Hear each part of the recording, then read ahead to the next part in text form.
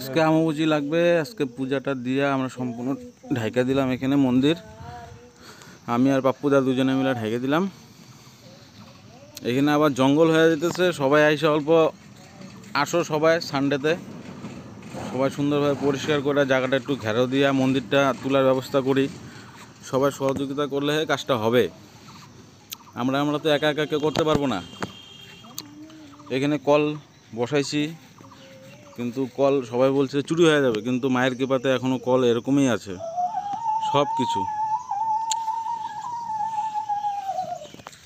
সবাই আসো, মন্দিরটা সুন্দরভাবে পাকাপোক্ত করে তোলার চেষ্টা করি।